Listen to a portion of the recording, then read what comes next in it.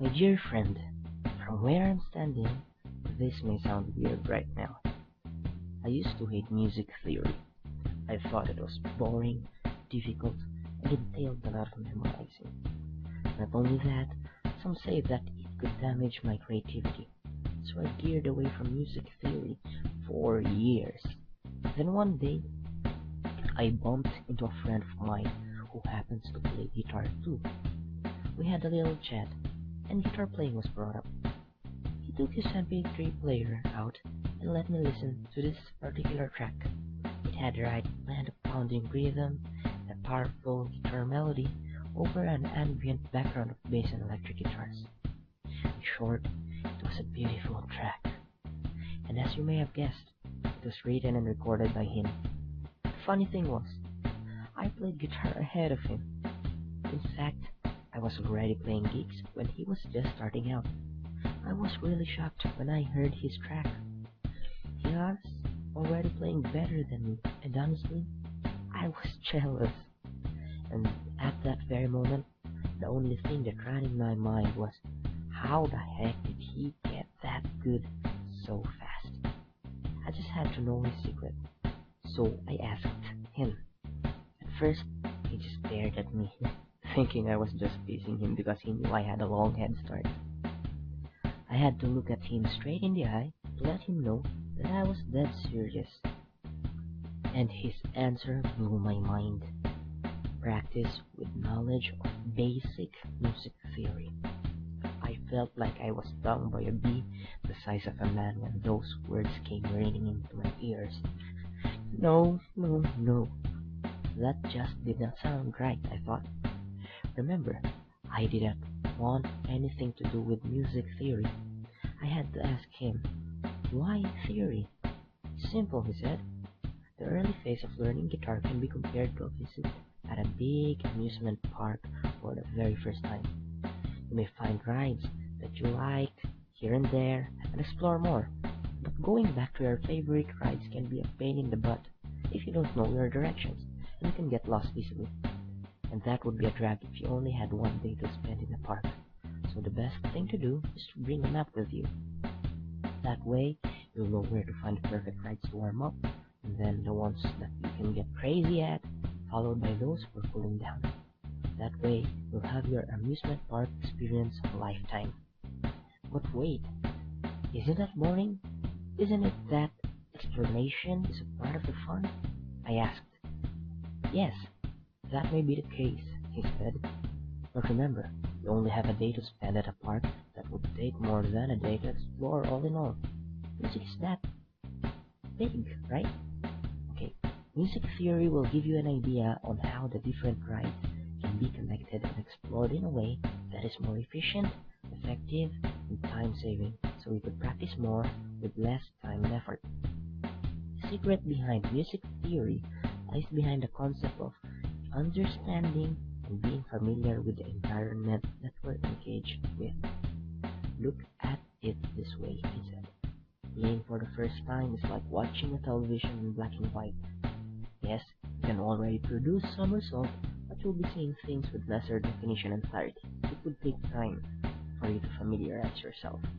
With theory, you could turn that black and white set into a high definition color TV. You'll be seeing your scales, your lifts, your chord progressions, etc. in a whole new perspective and appreciate and understand them more with greater detail. Remember, geniuses have this characteristic of seeing things in greater detail, and we have a chance to at least grasp that. But they say theory can be dangerous for creativity, I said. He laughed and answered back. Clearly, reality is far from that.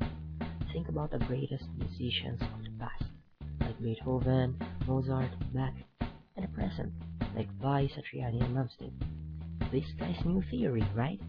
Can we say that their works are not creative? At first, his answer seemed like blurred words on a billboard. After our meeting, I had to drag myself to a bookstore to get my first ever theory book.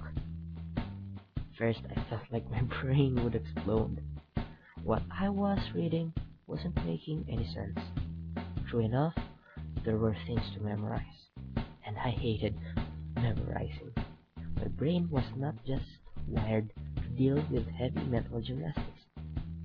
But I continued. But I felt something was missing. There must be an easier way to do things, I thought. Then one day, I came across a book about brain, memorizing, and creativity. There, I learned some tricks that people use to make their studying, comprehension, and memorizing a whole lot easier. I took out a separate notebook where I merged those concepts with music theory. The missing link was found, and soon enough, I got familiar with the songs for my gigs faster than ever before, and the exercises from other materials became clearer to me. I was even able to write my very first complete song. Things were already picking up. By that time, I was juggling 3 to 5 music theory books for cross-referencing, not to mention videos and instructional sites on the internet. I kept my notebook with me all the time. One day, a friend of mine who's teaching at music school accidentally saw my notebook and asked me if he could use it for his students too. I said yes, and then realized that what if I took my notes and compiled them in a single source so that I could share to my students in a more logical and organized way? The David Slingshots Guitar Theory project began. Whenever I would finish a chapter, I would test it on my students. The response was amazing, and some would even bug me about the next chapter. So I kept on working on my notes. And after 2 long years, the complete David Slingshots Guitar Theory was born. Here's a glimpse at what's inside DSGT. In Paradise 1, we talk about the basics that matter. We'll be taking a look at how to memorize the most important formula in Western music, in a manner that's so easy, even a kindergarten can do it. How to land on the right note most of the time, not all of the time, and more. In Paradise 2, we look at memorizing the fretboard. I'll give you 3 tricks to memorize the entire fretboard, and I'm sure you'll love this. In Paradise 3, we'll be looking at discovering scales, a simpler look at how they are formed, what are they, etc. In Paradise 4, we'll be looking at the dreaded modes. We start with an interesting background and tricks on how to memorize those weird names in a zing. We'll also look at the secret behind their formation. It's easier than you'd think, and more. Paradise 5 will look at tonality. If music was a kingdom, you should know your people. Here, we go up and close and personal with the important notes of music. Ever got confused with the terms tonic, dominant, subdominant, etc.? Then, this is for you. Paradise 6, look at the golden tickets to chords. This is very exciting. If you want to make and derive your own chords so that you don't have to always bring a chord chart with you every time, then this is for you. We'll look at how chords are formed and how to transform them to minor, diminished, seventh, suspended, augmented, dominant, etc. It's all here. Plus, you'll get a list of songs that uses these chords so you can apply them practically.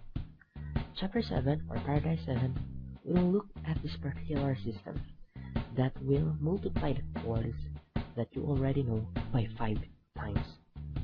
If you're tired of the basic chords you know, then this is for you. Discover why people use capo and how to maximize its use. Also discover how to locate the strongest notes to play over a chord.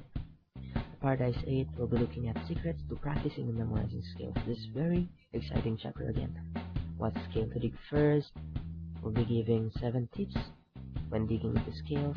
If you only had space for 3 scales, what should they be? We'll also look at tricks on determining what scale to use. Paradise 9 will look at chord progression, leading and substitution. Discover how to create your own chord progressions. We'll look at a trick on how to memorize chord leading easily. We'll look at golden chord progressions, those that land hits after hits. Discover what chords can replace another to spice up your progression. And in Paradise 10, the appendix, We'll look at some interesting topics like pathway to improvisation, creating your melody or solo, 10 tips for a memorable melody. We'll look at chord impressions, voicing, and slash chords. We'll look at form and song structures, how to practice by visualization, and chord simplification chart, and more. What can David Slingshot's guitar theory do for you?